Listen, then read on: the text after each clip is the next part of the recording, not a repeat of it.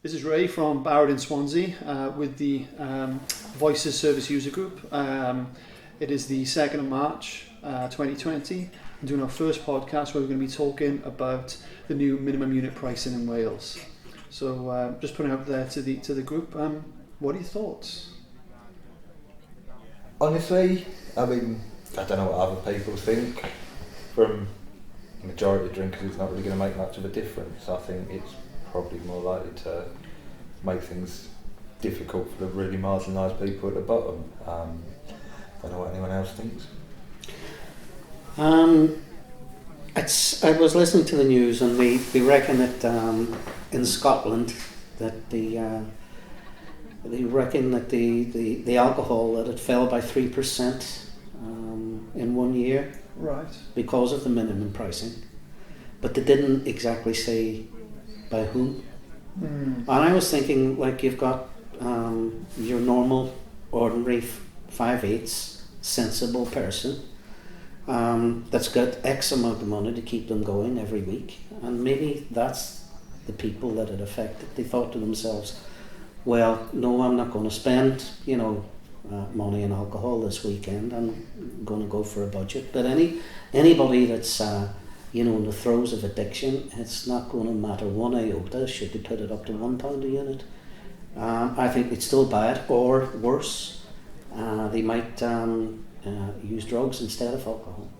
That is interesting, because it's not long enough, or been studied enough to prove a real trend, but there is anecdotal evidence that there's been an increase in benzodiazepine use and overdose in Scotland over the same thing. So I mean, that is a very real thing. Like, if you're looking to escape, what is your situation really? Like I said, you'll find some way. Yeah, I think so. I think where it might help is the very, very young, maybe the 14 and 15-year-olds, who've got a bit of money, to spend maybe at the weekend. I think they're going to think twice about I don't know, I think they'll spending just do what I 50 did pence a when I was unit. younger. Yeah. Just all club together, get a bottle of vodka. You think so? Yeah, because that's not really changing a lot. It's just the low end ciders, isn't it? Yeah, I think the spirits aren't really going to be affected as much as we all said. club together, you sound. Yeah. I mean, it is going to be a case of see how it goes. I don't think there's a tremendous amount of evidence that we can base this on. But when we're talking about the low end ciders, and give you an idea, when you're looking at the 3 litre flagons of the 7.5% cider, that's 22.5 units. Yeah, it's going up to like £11 or something. So it's going to go up to £11. And if an individual is alcohol dependent on 22 units, is it safe then to put that out of that person's reach? Yeah.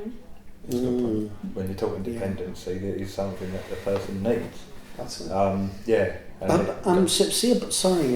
See a bottle of vodka. It's 70 centilitres and approximately 37. Is it proof or alcohol? Yeah.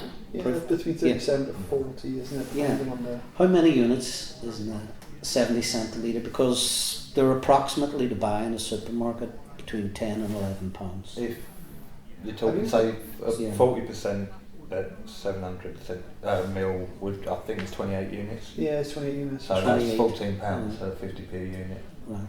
So a litre of vodka, 40% would have about 40 units in it, which would then come to about £20. So it's actually going to go up that much then? It's actually going to go up to £20 for a bottle of For a vodka? litre, yeah, for a litre it will. Oh, a litre, yeah. I think a litre is generally like 17, 18 quid anyway. Yeah. But I mean, for me, and anyway, and the girls I live with, we've all said, it's not going to make us drink less, it's going to make us buy rubbish quality food, spend less on clothes, because we're still going to want to drink. So you're going to be budgeting Yeah. to just Same allow... as when the tobacco went up, I was saying earlier, if shops run out of 30 grams, so 50 grams is the only option, would I spend 18 quid on it, which is like my food money for the week? Or would I do a food shop and I'd get a tobacco? That's exactly it. I would sort of I'll never pay over a fiver for a box of fags. It's £9-10 a box of fags now, and I'm still smoking. Yeah. Yeah, if it's little increments, you'll find it.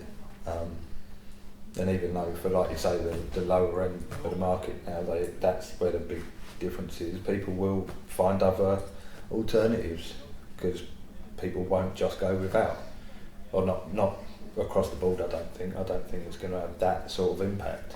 I think the other concern as well is, I mean, for on a public health kind of response, I mean, it's could be quite positive. It means that there is targeting of these, cheap deals, I guess. So maybe average public will sort of reduce their alcohol use. But if they're encouraging individuals who are drinking these strong white ciders, and we're talking about marginalised individuals and homeless, low income, unemployed, health issues, that additional money, it's not a tax, it's not going into treatment services, it's Profit. that's it, and it's Yeah. not going back to It's health profit or for the anything like that. supermarkets and Yeah. the shops. Mm. Yeah. So, like drug and alcohol services have got, obviously a lot of individuals accessing this service, and if there is this, sort of push for more individuals to access service through this sort of hike in prices, that money is not going to health. It's not being contributed as a tax. It's actually going, you said, back to the shopkeepers, back to manufacturers. So, Yeah, that's a good point actually. It could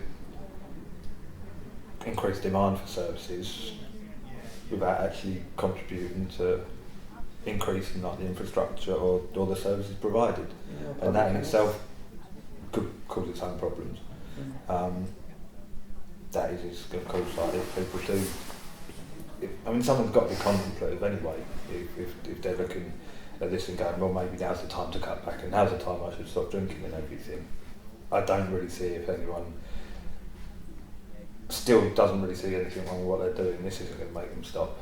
I think there could be movement. And you said earlier about something someone said to you, was it about the price of a bottle and... Obviously Frosty Jack's going up to like £11, isn't it? And I was speaking to a homeless person before on a night out, and he was saying how he can get smack for a tenner. So if it's either or, like, if I was in our place, it wouldn't be an hard decision, to be honest. No, that's it, if you're Yeah. really honest with yourself. Yeah, so I think you will possibly see people move on to other ways, even if it's like bike drugs or something like that. Or the other thing is, when I was right in the depth of my drinking and everything, I'd beg, borrow, steal. I'd find the money somewhere, whether that was, guilt tripping family members or borrowing with no real intention of ever paying back.